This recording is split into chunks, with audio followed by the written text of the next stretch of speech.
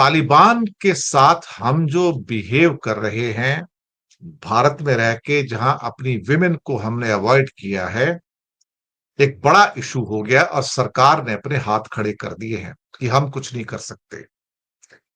भारत की महिलाओं का अपमान ये आरएसएस की सरकार तो करेगी, और दिल्ली को काबुल बना दिया बीजेपी सरकार ने। That is shameful, absolutely shameful. कि वहां पर जो बहुत सारे जर्नलिस्ट थे उसमें आपने विमेन जर्नलिस्ट को नहीं लिया। इवन जो उनके साथ मीटिंग थी वहां भी आपने किसी विमेन ऑफिसर को नहीं लिया। Shameful, absolutely. पाकिस्तान में बहुत वायलेंस हो रही है, इसमें जगह जगह वायलेंस है, और खासतौर से अफगान बॉर्डर के ऊपर बलूचिस्तान में वायलेंस है, कई और जगह पे है। उसके बाद आते हैं अमेरिका के एम्बेसडर भारत आए हैं, और सर्जियो गौर और उनकी बातचीत हुई है। हालांकि परमानेंटली अभी वो शिफ्ट नहीं किए हैं यहां पर एक बात तो है कि बातचीत अच्छी हुई है। सर्जियो गौर देखा जाए तो बेसिकली कजाकिस्तान से, मैं आपको बता दूं, और इनका अगर जो पूरा नाम है, गौरवस वस्की कुछ इस टाइप का नाम है इनका जो है। ये गौर शॉर्ट में लिखते हैं एक्चुअली।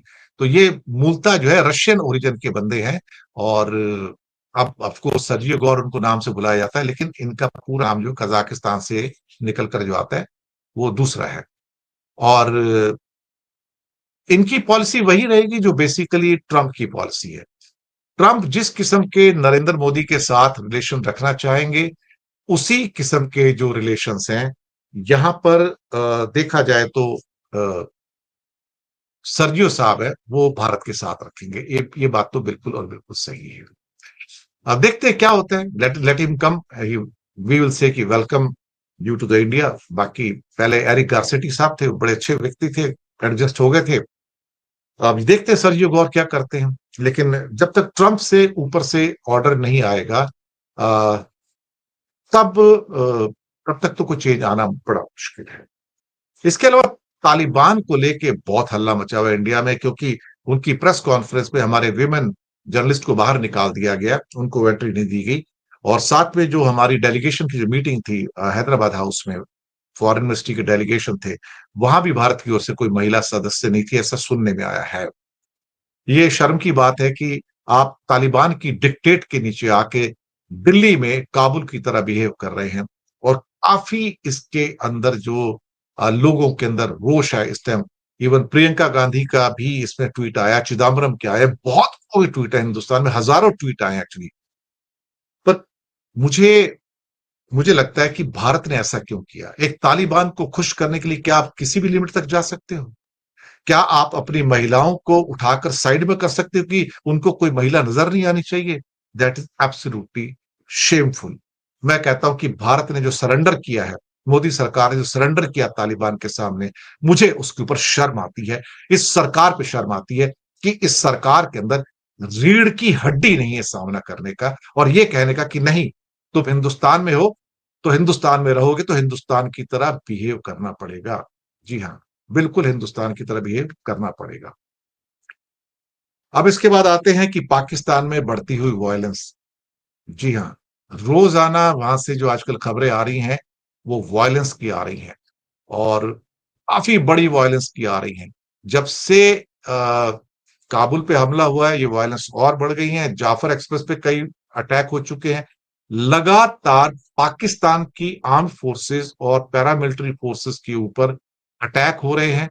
और मुझे लगता है कि चीजें जो है पाकिस्तान के अंदर थोड़ी बिगड़ रही हैं, वो सुधर नहीं रही हैं, वो बिगड़ रही हैं।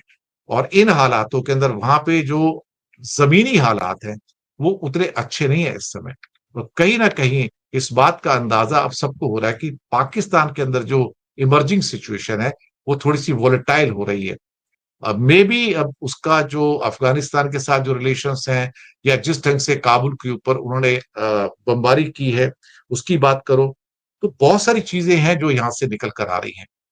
मैं ये समझ के चलूंगा कि पाकिस्तान का पीओके का एरिया हो या पाकिस्तान में जो बलूचिस्तान के एरियाज हैं, वहां पर ये जो बढ़ती हुई हिंसा है, जो अटैक्स हैं, टीटीपी, तहरीके तालिबान पाकिस्तान ये नाम है जो उनके ऊपर अटैक करते हैं।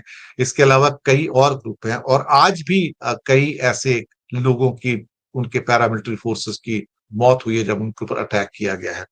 तो इस ढंग से बलूचिस्तान के अंदर तो आ, ये कई ग्रुप्स हैं जो वहां ऑपरेट कर रहे हैं, अफगानिस्तान की ओर से भी और उनके अंदर से भी, और लगातार उनकी पैरामिलिट्री फोर्सेस पे अटैक कर रहे हैं, और वहां पर खून खराबा जो इस टाइम बढ़ता चला जा रहा है।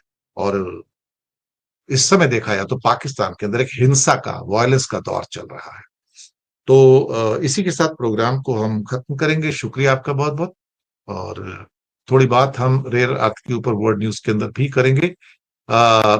अब आपसे लेंगे इजाजत, और चैनल को कीजिएगा सब्सक्राइब।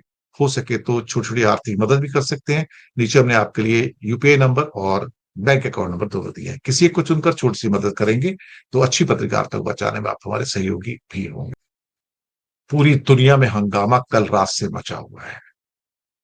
मैं 2 दिन से आपको खबरें पहुंचा रहा हूं कि चाइना ने इस बार जो चाबी कसी है वो गलत हो गया। इस बार ये चाइना का मुंह गलत हो गया कि आप पूरी दुनिया की इंडस्ट्री को टैंक कर देना चाहते हो, खत्म कर देना चाहते हो, और रेयर अर्थ के ऊपर पूरी सप्लाई रोककर और तरह तरह की कंडीशंस लगा के कि रिसाइकल नहीं कर सकते, उसकी मशीनरी नहीं मंगा सकते, सारे एक्सपोर्ट कंट्रोल आपने ऐसे लगा दिए कि जैसे आपके बिना दुनिया चल नहीं सकती है।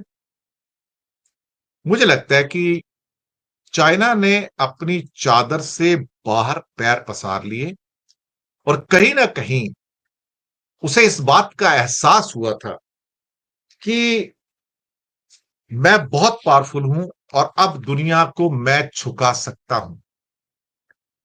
लेकिन शायद उसे एक बात का अंदाजा नहीं आया कि वो सामने जिस कंट्री से डील कर रहा है, उस कंट्री का नाम ट्रंप नहीं है, उस कंट्री का नाम यूनाइटेड स्टेट्स ऑफ अमेरिका है, जो अभी भी टेक्नोलॉजी का किंग है।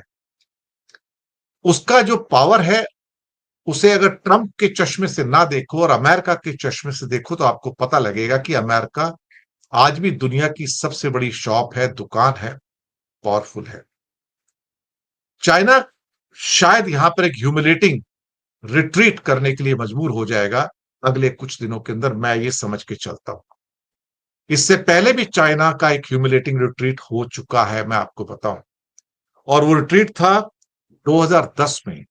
2010 में उसको गुमान हो गया कि मेरे पास $4 ट्रिलियन का कैश डॉलर में पड़ा है, यानी कि 4000 बिलियन डॉलर, और मैं दुनिया को कंट्रोल कर सकता हूं।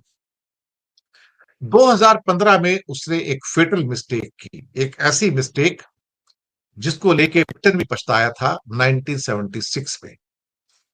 क्या किया उसने कि एक चीज होती है capital account convertibility of the currency, capital account convertibility of the currency, यानी कि आप अपने देश में रहते हैं तो आप अपने पैसे को डॉलर में या यूरो में या किसी करेंसी में कन्वर्ट कर सकते हो।